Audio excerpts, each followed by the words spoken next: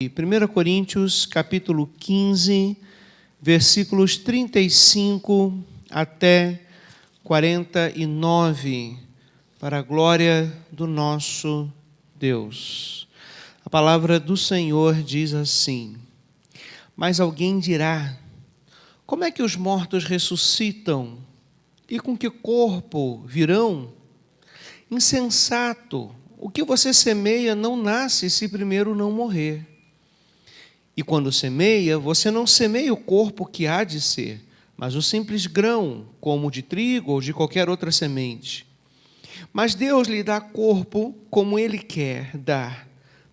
A cada uma das sementes dá o seu corpo apropriado. Nem toda a carne é a mesma, porém, uma é a carne dos seres humanos, outra a dos animais, outra a das aves e outra a dos peixes. Também há corpos celestiais e corpos terrestres, e sem dúvida, uma é a glória dos celestiais e outra dos terrestres. Uma é a glória do sol, outra é a glória da lua e outra das estrelas. Porque até entre estrela e estrela há diferenças de glória. Pois assim também é a ressurreição dos mortos. Semeia-se o corpo na corrupção, ressuscita na incorrupção. Semeia-se em desonra, ressuscita-se em glória. Semeia-se em fraqueza, ressuscita-se em poder. Semeia-se corpo natural, ressuscita-se corpo espiritual. Se há corpo natural, há também espiritual. Pois assim está escrito, o primeiro homem, Adão, se tornou um ser vivente, mas o último Adão é espírito vivificante. O que vem primeiro não é o espiritual, e sim o natural. Depois vem o espiritual. O primeiro homem, formado do pó da terra, é terreno. O segundo homem é do céu. Como foi o homem terreno, assim também são os demais que são feitos em pó da terra. E como é o homem celestial, assim também são os celestiais. E assim como trouxemos a imagem do homem terreno, traremos também a imagem do homem celestial. Amém. Oremos. Pai bendito, em nome de Jesus, nós não ficamos órfãos nessa terra. O Senhor envia o Teu Espírito Santo para poder, ó Deus, nos abençoar, para entender a Tua mensagem, nos fazer também aplicar e viver essa mensagem. Ó Deus, em nome de Jesus, seja a Tua graça sobre nós, Senhor. Seja, ó Deus, o Teu poder maravilhoso sobre o nosso espírito. Enche o nosso coração com a Tua verdade, para que o nosso coração esteja ligado ao Teu coração, ó Deus.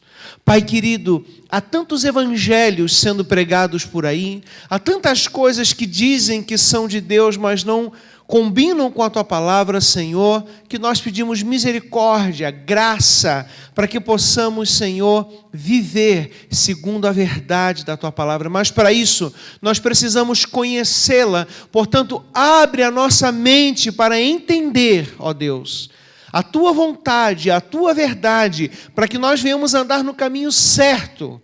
Ele pode, às vezes, não ser o mais confortável, pode não ser o que queríamos, mas é o caminho certo e é a verdade de Deus. E é assim que nós pedimos que o Senhor faça, segundo a operação do Teu Espírito Santo em nós. Em nome de Jesus. Amém. Queridos, a Bíblia, às vezes, tem algumas passagens como essas, que numa primeira lida não é tão fácil de entender. Não fica tão simples compreender o que está ali. O primeiro homem, o último homem, o primeiro é natural, o outro é espiritual. E aí? Né? O que isso tudo quer dizer? Por isso que é muito importante, amados irmãos, quando a igreja tem uma pregação continuada e quando os irmãos prestam atenção e acompanham a série de mensagens, porque a gente vai crescendo em conhecimento. As mensagens, elas não são parte. Se você perder uma, você não vai entender o restante, não é isso. Mas, à medida que você vai construindo esse conhecimento da palavra de Deus, você sabe por onde você deve andar. Você tem noção de onde você deve colocar o seu pé e onde não deve colocar. Porque senão, irmão, se nós não pegarmos todo um livro e formos pouquinho a pouquinho, domingo a domingo, tem partes da Bíblia que você e eu nunca vamos ler ou então entender. Mas toda a palavra de Deus e todo o conhecimento colocado na Bíblia é para o nosso coração. Aqui surgiu uma dúvida na mente humana. Só um minutinho, por favor. Tem retorno aí? O pessoal está ouvindo direitinho? Está ok? Melhorou? Então, bola para frente. Queridos, aqui surge uma dúvida na mente humana, né? As pessoas estão perguntando como os mortos vão ressuscitar. O ensino do cristianismo é que, quando nós morremos, primeiro, a nossa alma ela não vai para o limbo ou para o purgatório, segundo a doutrina católica e espírita. Você não vai acabar de pagar o teu pecado em algum lugar. Você não vai acabar de expiar a tua culpa em algum lugar. O que tem que ser resolvido nessa terra, aqui.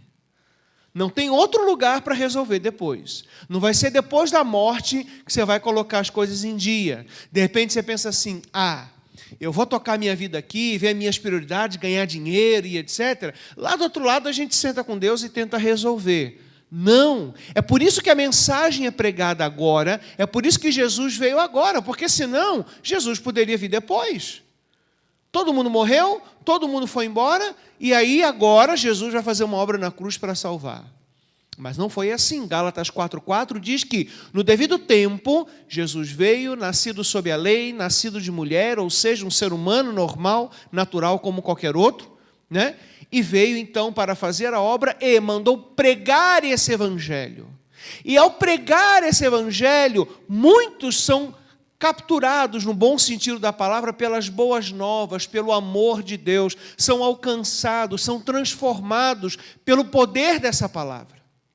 Só que esse processo que começou, que foi a conversão, ele não terminou. Ele precisa continuar. E como ele continua? Com mais pregação da palavra. A Bíblia diz, aquele que começou em vós a boa obra, há de cumpri-la até aquele dia. Jesus vai terminar essa obra. Como começou essa obra? Ouvindo a pregação do Evangelho. Somos pecadores, Deus santo, haverá um juízo, mas Deus amou o mundo de tal maneira que deu o seu único Filho, para que todo aquele que nele crê não pereça, mas tenha vida eterna. Assim começamos a vida cristã.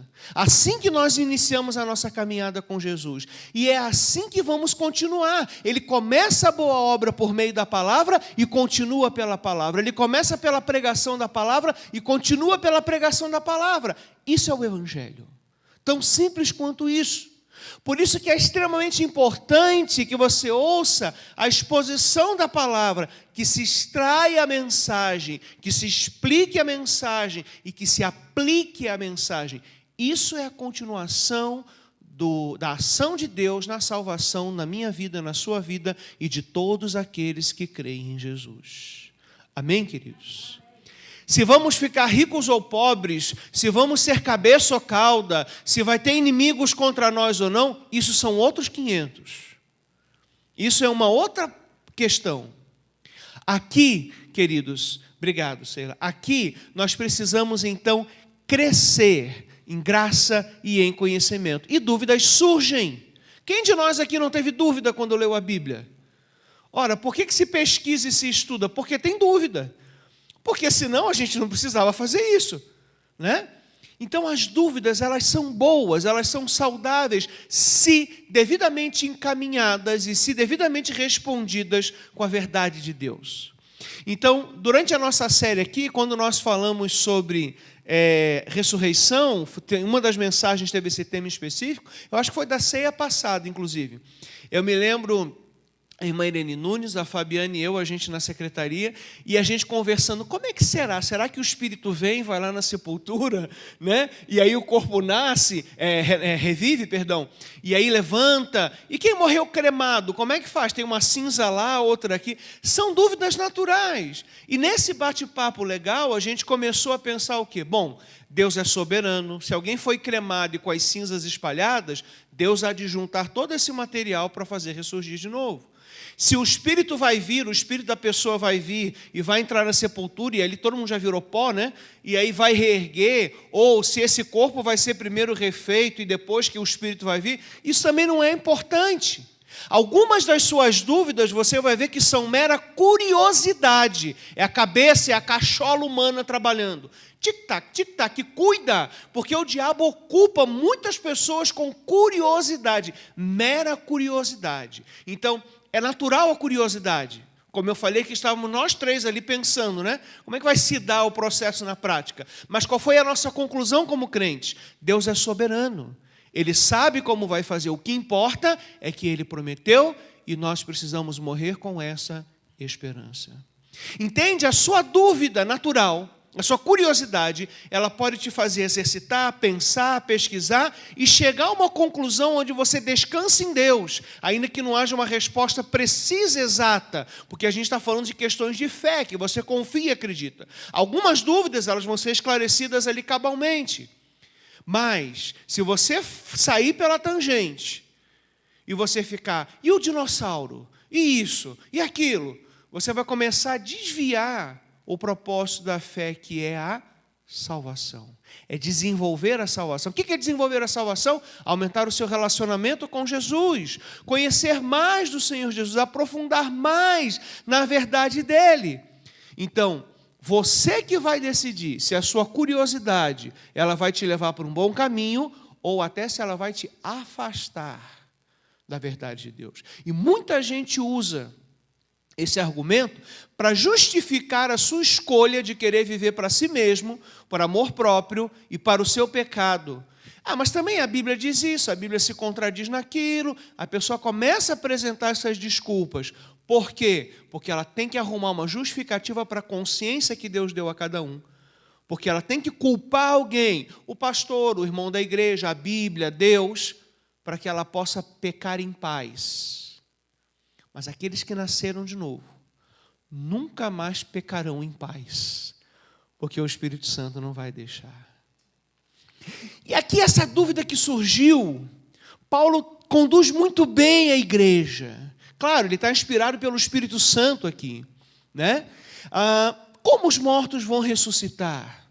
E eles não estão nem questionando, nesse momento aqui, a possibilidade da ressurreição. Isso Paulo já tratou antes. Mas como é que vai ser isso? E a resposta de Paulo, e talvez alguém possa até achar que é um pouco dura, ou rude, ele diz assim: vocês são insensatos ao ficarem maquinando isso sem propósito. Porque alguns estavam maquinando isso sem propósito, estavam querendo adaptar a cultura grega, eu já falei isso em outra mensagem, ao Evangelho. E a resposta, então, dele é insensatos. Parece rude, mas faz sentido. No grego original, essa palavra remete a uma pergunta sem reflexão. Sabe, ao invés de você pensar para falar, você fala para pensar. Você sente mais do que pensa e aí solta. Isso é um insensato. Isso acontece muito no casamento. Às vezes a gente fala as coisas sem pensar e quando vê já feriu o outro, né? Então, essa insensatez é falta de reflexão. O que Paulo está dizendo aqui é: reflitam de uma forma útil, mas não como mera curiosidade. Queridos, por que essas dúvidas surgem? Porque a mente humana decaída, quando houve o pecado, ela perdeu muito da sua capacidade. Como o próprio corpo, ele passa a envelhecer, ele adoece, né? Então, todo ser humano, quando ele caiu em pecado, ele teve uma queda, uma baixa de toda a qualidade e potencial que Deus nos deu. E tem gente ainda que se vangloria de potenciais que são rascunho diante da obra original de Deus. Nós somos seres humanos autênticos, imagem de Deus ainda, mas somos como um carro batido. Somos carro, mas estamos batidos. Nós não perdemos a essência com a queda. Toma cuidado quando alguém te disser isso. Você não deixou de ser ser humano, né? Você não se tornou um demônio, alguma coisa assim. Mas a gente está batido, está em cima do guincho. E a gente vive a vida em cima do guincho. Até que Jesus vem e transforma, nos dá uma nova vida e nos coloca na pista de novo para rodar. Só que alguns irmãos estacionam, puxam o freio de mão, botam o pezinho no painel e querem ficar lá a vida inteira. Não querem rodar na estrada da espiritualidade e crescer. E Paulo está usando aqui uma forma de empurrar essas pessoas. Lembra que eram todos crentes, né? E Paulo leva eles, então, à reflexão. Ele fala de uma semente natural e o processo dela. Então, se você pega uma semente de abóbora, ela não tem aparência de abóbora, certo? As sementes, elas têm um jeito de grão. Toda semente tem esse jeitão assim, né? Algumas diferentes, uma maior, outra menor, etc, etc. Mas, numa forma geral, grosso modo, é assim. Então, quando você semeia alguma coisa, ela ainda não tem a forma final, né? E é assim com qualquer frutos. Sementes podem ser parecidas, mas quem decide a forma final de cada uma delas é Deus. Então, assim também o nosso corpo. Nós somos esses grãos aqui meio parecidos. Um mais baixo, outro mais alto, um mais magro, outro mais gordo, um mais claro, outro mais escuro, um mais feio, um mais bonito. Todo crente é bonito, os feios são os não crentes. Mas como é que nós vamos ser depois? A Bíblia não diz. Vai ter que ser aquela curiosidade que você vai ter que controlar, canalizar e encontrar coisas boas como descansar na soberania de Deus e no seu cuidado e na vontade dele. Tem coisa que não dá para a gente mudar, gente. A gente vive num mundo onde tudo se quer mudar. Onde se tem a nova tecnologia, o avanço disso, a mudança daquilo, e as pessoas dizem, mas a Bíblia é sempre igual, a Bíblia não muda. Veja, por que você e eu mudamos? Porque nós estamos evoluindo. Nós estamos crescendo, né? Nós estamos nos desenvolvendo. E o ser humano nunca avançou tanto em tecnologia e conhecimento como hoje. Antigamente passava 100, 200, 400, 500 anos, a vida era igual. O mundo era igualzinho. Hoje em dia, não. Desde que a gente nasceu até hoje, quantas mudanças a gente já não viu? Quantas? Mesmo essa galera aqui que já nasceu na era conectada de internet, cada dia é um negócio novo. Por que a Bíblia não muda, não se atualiza ou não se traz algo diferente? Porque ela já é perfeita. Porque a mensagem dela já está pronta. Porque a mensagem dela já é final. Então, quando você não tem todas as respostas, você fala assim, eu não tenho resposta para essa pergunta, mas eu posso descansar a minha mente nas respostas que Deus quis me dar. Nas respostas que Deus teve vontade de trazer. Nas respostas que é possível compreender hoje. E naquilo que Deus trouxe para eu andar e viver. Amém, queridos? Bom, Paulo então começa dando esse exemplo do fruto, né? Depois ele também passa para as carnes. As carnes são parecidas, mas quem conhece aqui carne, um gosta mais de picanha, outro gosta mais de alcatra, né? Outro gosta mais de contrafilé, outro gosta mais de costela, vai dando fome falando essas coisas. São parecidas, mas cada corte vai trazer um sabor diferente. E também tem carnes que a gente não come, como a carne do ser humano, né? Em tese não se deve comer. Quando eu digo em tese é porque nesse mundo tem doido para tudo, isso acontece. Parecem iguais, mas Deus fez diferente. Por quê? Ninguém sabe. Ele traz mais uma vez um argumento de que são coisas que a gente vê, que a gente pode se perguntar, mas que a gente não tem todas as respostas. Assim é com os grãos, assim é com as carnes, diferentes tipos de carne, algumas a gente come, outras não, e assim vai.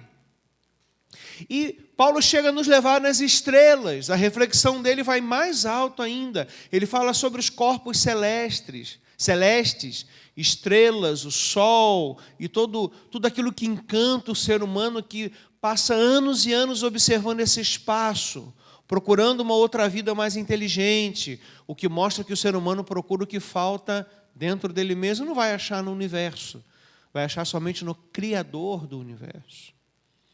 Né?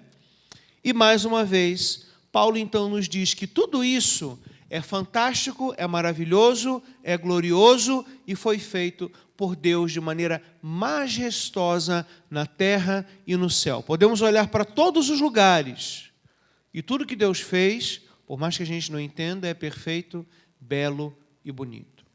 Assim também vai ser com o nosso corpo quando ele ressuscitar. Se Deus faz coisas tão bonitas como uma semente comum e vira um fruto belo e proveitoso, se Deus faz isso com a carne, que começa com a reprodução biológica e depois viram corpos bonitos, se Deus faz isso com o universo que a gente nem sabe como que as coisas acontecem lá totalmente, assim também na nossa ressurreição, nossos corpos serão belos, será uma recriação magnífica da obra de Deus, o culminar da obra da cruz, quando você e eu ressuscitarmos. Significa que todo mundo vai ser bonito para a eternidade. Os salvos, pelo menos, né? Pode ficar tranquilo, você vai ser lindo, belo, maravilhoso, o cabelo vai ser assim, a gente não sabe se vai ter cabelo, como é que vai ser e tal. Mas fica tranquilo, não vai ter ruga, não vai precisar passar creme, arrumar o olho que é mais assim, o nariz que é mais assado. Lá vai ser tudo perfeito. Mas aqui, quando a gente fala de corpo, as pessoas elas são tentadas e caem em tentação, muitas vezes a idolatrarem o corpo. Pastor, o que é idolatrar o corpo? É ir além do cuidado. É ir além do cuidar. É quando o corpo se transforma num Deus. Corpos humanos, de fato, quando saudáveis, jovens e trabalhados, eles são belos. Vejam um corpo, tanto masculino como feminino, no padrão que se mostra aí de revista, de televisão, são lindos. Ninguém pode falar que não é uma criação bonita. O problema é que o pecado faz a gente distorcer aquele corpo e usar para o lado errado. Então não é errado o corpo ser bonito, irmãos. Não é errado você se cuidar. O errado é o uso com que as pessoas vão fazer desse corpo. O errado é o que vão fazer com esse corpo. Se vão se exibir, se vão usar para o pecado, para a fornicação, para o adultério, ou para qualquer outro tipo de fim que não seja aquele criado pelo ser humano. Mas esse corpo também, por mais belo que seja, ele apresenta o que o texto diz aqui, ele é um corpo da corrupção, com o tempo ele vai envelhecer. Na internet, de vez em quando, você vê lindos artistas dos anos 80 e 90, fortão, ou a mulher linda de cabelão, e você vê como eles estão hoje. Passa, envelhece. E você pode fazer o tratamento que for, tomar o banho que for, e pode dormir no freezer. O corpo vai envelhecer. Porque ele é perecível. Porque ele é corruptível. Por isso que você e eu precisamos colocar um limite no cuidado. Mas vale a pena cuidar, porque ele é o templo do Espírito Santo. E você também pode e deve cuidar por autoestima, por amor próprio. Não tem nada errado, né? As irmãs aí que gostam da sobrancelha, do pilates e tudo aí e tal, tem nada errado com isso. Desde que você tenha um limite. Qual que é esse limite? Amor próprio e cuidar para Deus.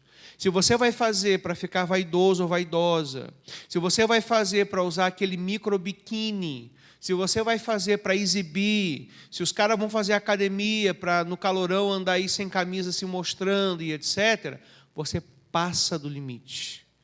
Aí você começa a usar de forma errada. Não tem coisa mais linda do que uma mulher bem vestida, mas a mulher não precisa estar sensual. O mundo bota isso na tua cabeça, você tem que estar sensual. Por quê? Coloca o valor na sensualidade. A mulher só vale se ela for sensual. Espera você chegar nos 70 para você ver se você vai ficar sensual. Não tem como. Não tem como.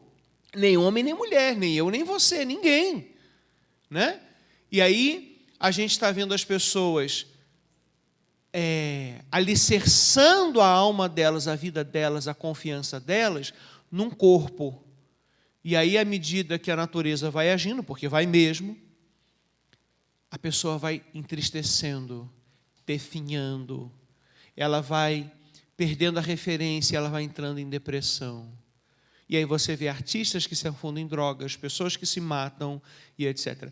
Eu trabalhei com um rapaz, um jovem, ele era uma loja que a gente trabalhava. Ele trabalhava no depósito, descarregando material no braço. Ele era forte, mas era magrinho. Era forte, um bichinho forte. E aí ele contou para a gente, né, que antes dele ter, eu não me lembro a doença que ele teve, que deixou ele meio raquítico, ele era um cara bem fortão, bem vistosão. E ele era jovem, o rapaz. E ele teve uma doença que eu não lembro agora o que foi, e ele acabou definhando, que quando ele olhou para ele mesmo, ele falou, quase que eu entrei em depressão e me matei. Porque eu não via mais aquele corpo lindo que eu acreditava que eu era. Porque as pessoas têm corrido um grande risco, colocado a sua identidade nos seus corpos. E aí ele passou por um problema difícil, não sei se ele quase entrou, eu sei que ele passou por uma situação difícil, a família teve que ajudar ele, os amigos, etc, etc. E ele falou, hoje eu sou feliz, está aí, tranquilo, não me importo mais com isso. Então, qual que é o limite, pastor? Quando o corpo não vira o teu Deus, ponto. Ponto. Quando ele não é o centro da sua vida. Quando ele não é a sua identidade. Porque, como diz no versículo 42, o corpo semeia-se em fraqueza, a morte. Eu fui no sepultamento essa semana e eu fiquei olhando, antes de fechar o caixão, um corpo, um primo da minha esposa. Novo, mais novo que eu, não foi de Covid, foi de câncer.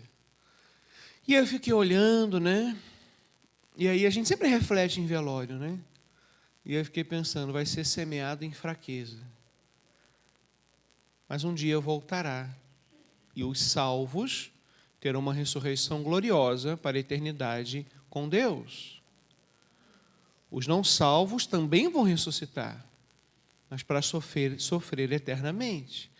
Esse corpo que foi Deus da pessoa será um corpo que vai sofrer na eternidade, queimar na eternidade. Por isso que precisamos urgentemente pregar o Evangelho a toda criatura, em nome de Jesus. O versículo 42 também diz que ressuscita em poder. Então, queridos, a essência da transformação, que é o que esse texto está falando, não está no corpo, mas em Deus, que transforma uma sementezinha comum num lindo cacho de uva, que transforma um grãozinho comum numa bonita flor, em alguma coisa bacana que você tenha. A essência está no Senhor. A agricultura normal, você planta, aquela pessoa que está lá na fazenda, que está arando, que está plantando, ela não tem como fazer nada para o plantio dela crescer. Nada. Depende exclusivamente de Deus mover as leis naturais, fazer com que a terra brote e traga o seu fruto. As pessoas dependem de Deus, inclusive para o ar que respiram, mas se negam a acreditar nisso. E aí, queridos irmãos, a gente tem uma comparação aqui do primeiro Adão e do último Adão, e é importante você entender isso. Por que nós morremos? Porque o primeiro Adão, Adão mesmo, lá do Jardim do Éden, o Adão lá do Éden, ele recebeu a vida, e ele e Eva seriam então, como foram de fato, os pais de toda a humanidade. Só que ele não soube zelar por essa vida na dimensão espiritual. Então, ao errarem e pecarem, eles morreram espiritualmente, o que trouxe então a morte física. E eles passaram essa morte física para todos nós. Esse é o primeiro Adão. Por isso que diz, o primeiro é natural, o segundo é espiritual. Adão é esse primeiro. O último Adão é Jesus, que diz ali que é o espírito vivificante. Pastor, o que é espírito vivificante? É o espírito que dá vida. É o espírito que primeiro te faz nascer de novo no coração, como diz João capítulo 3. Você nasce de novo e que um dia há de ressuscitar o seu corpo. E então, novamente se encontrará alma e corpo, e você será esse ser humano completo. Jesus é a fonte da vida. A obra da cruz, ela ainda tem estágios a serem completados na minha vida e na sua.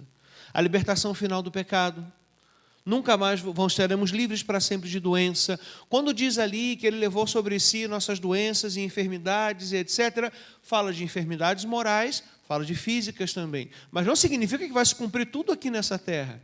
Isso vai se cumprir cabalmente até a conclusão da obra da cruz na minha vida e na sua.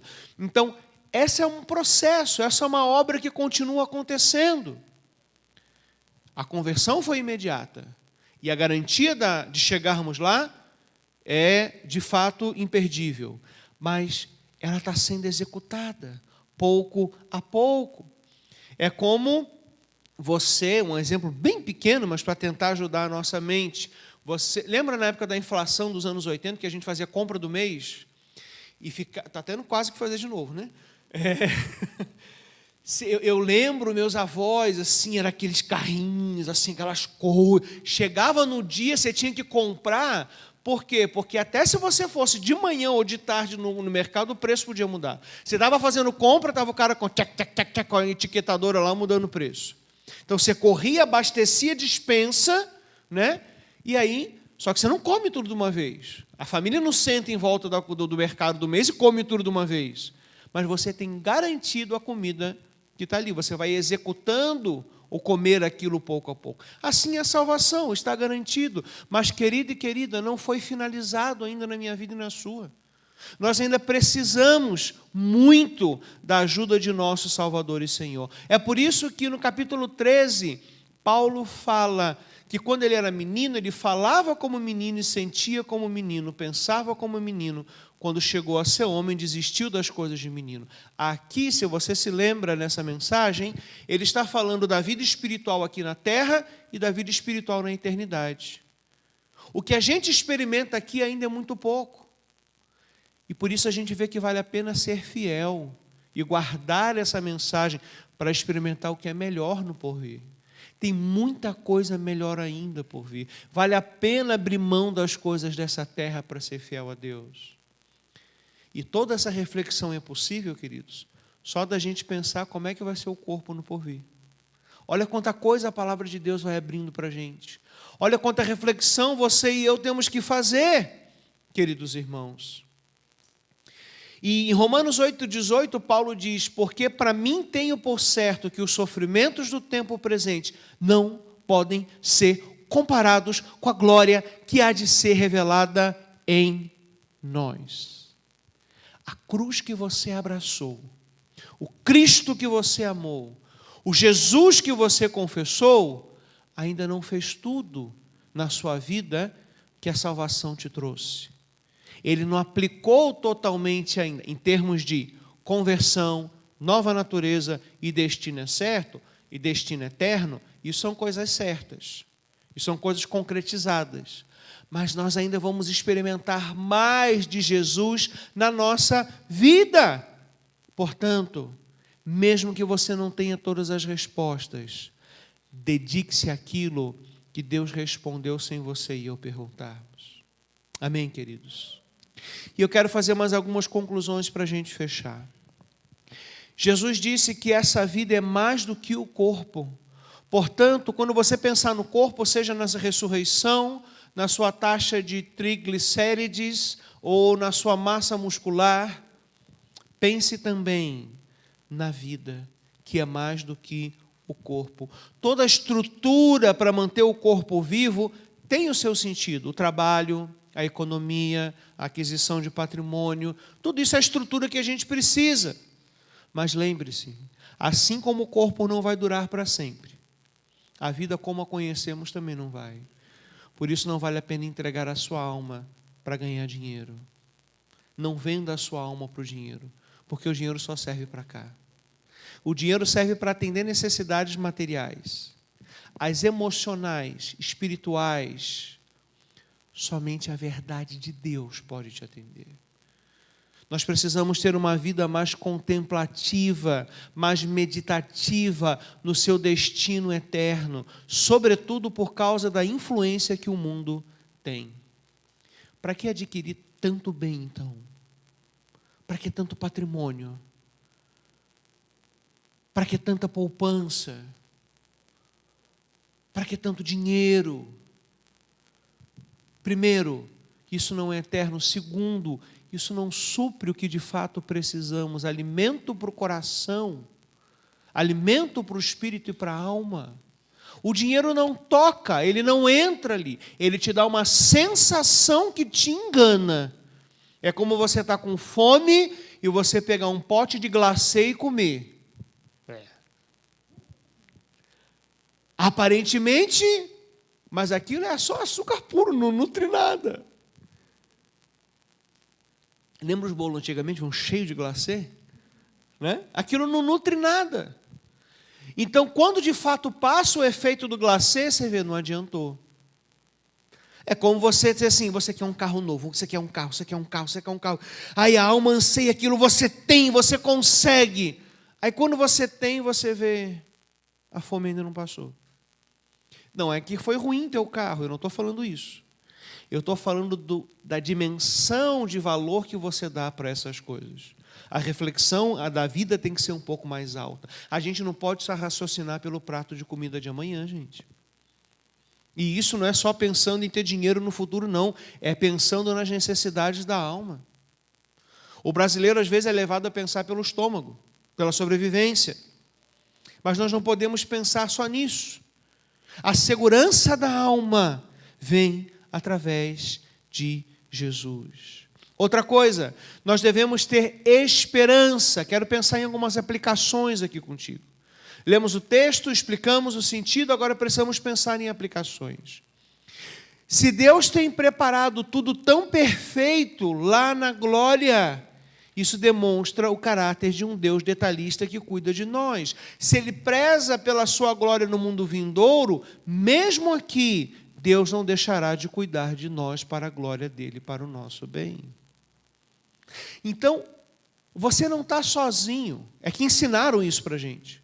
A gente tem que conseguir tudo sozinho. A gente só depende da gente. Mas há um cuidado de Deus.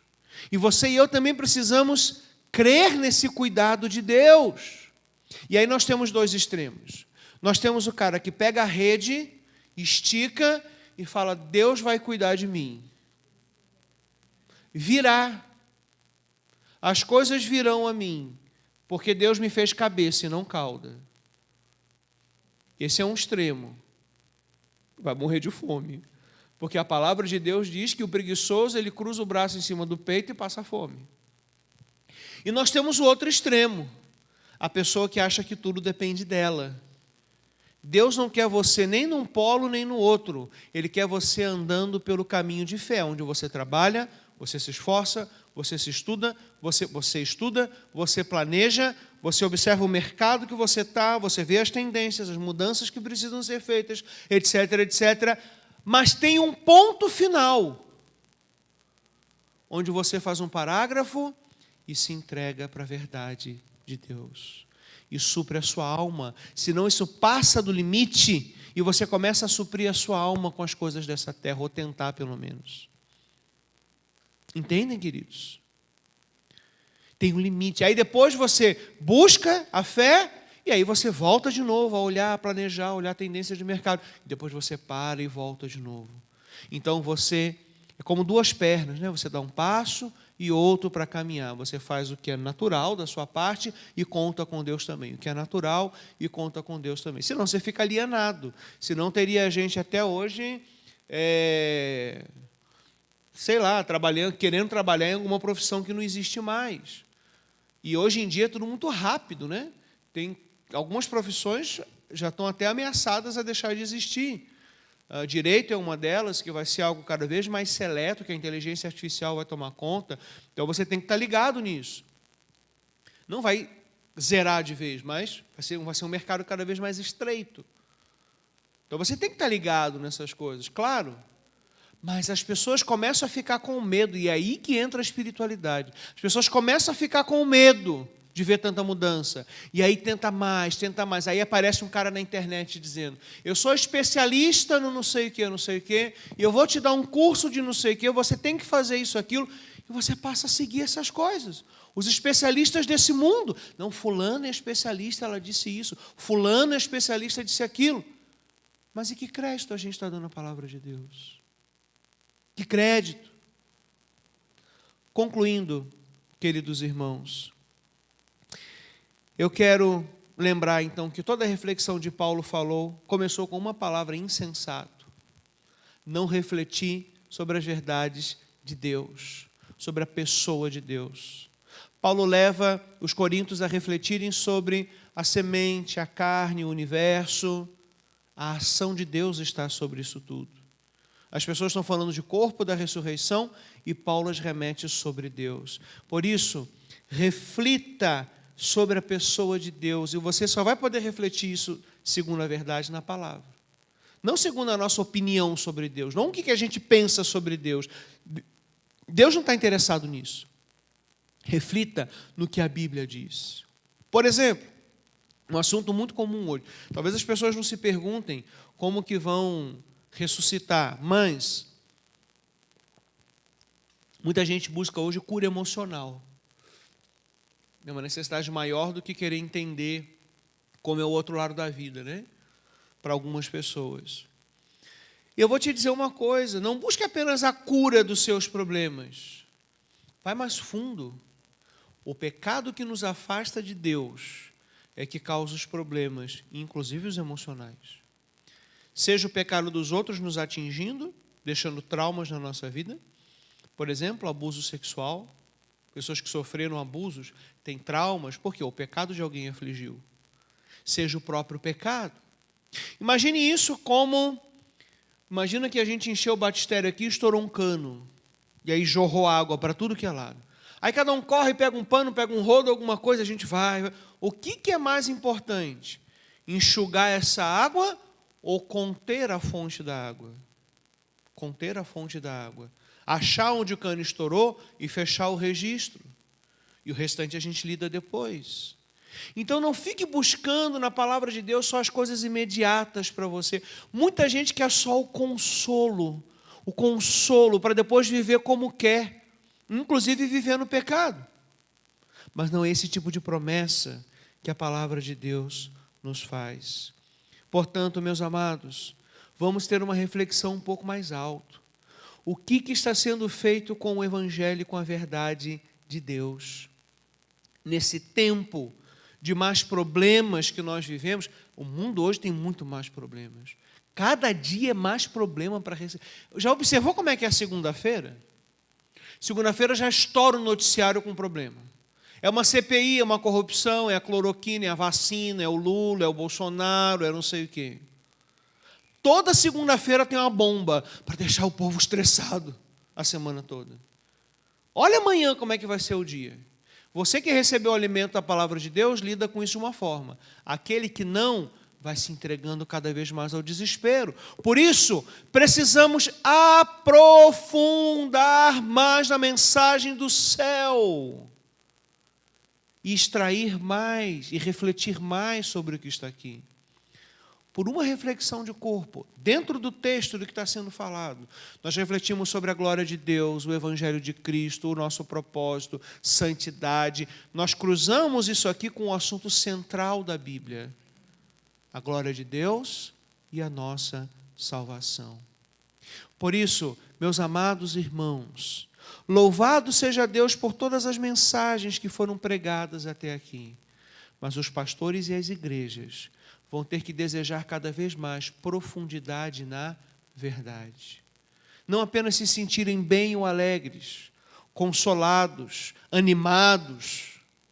Eu me lembro uma vez numa igreja que estava em sucessão pastoral e alguém falou para mim: eu quero um pastor assim que me anime, que me motive. Eu falei: como assim? Não, às vezes eu estou triste e tal. Ele vai lá no púlpito e fala e me levanta e tal. Eu falei: você não quer pastor então, meu irmão? Você quer um palestrante motivacional? Vai na internet, tem um monte. Alguns até bons. Amados, de todo o coração, o mundo vai piorar. Não é talvez, ele vai.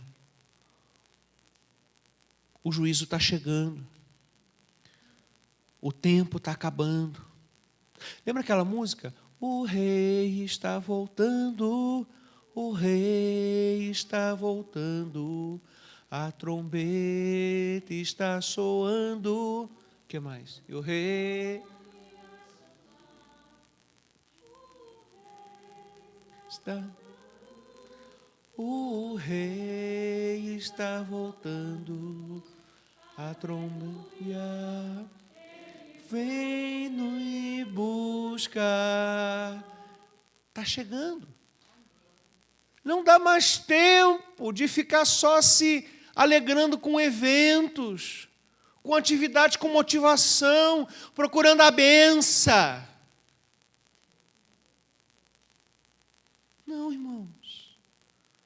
Você e eu precisamos mais de Jesus, da pessoa de Jesus, conhecer mais a pessoa de Jesus. Que Deus nos ajude a amar a profundidade da palavra de Deus. E ali nós encontraremos o próprio Cristo. Em nome de Jesus. Amém.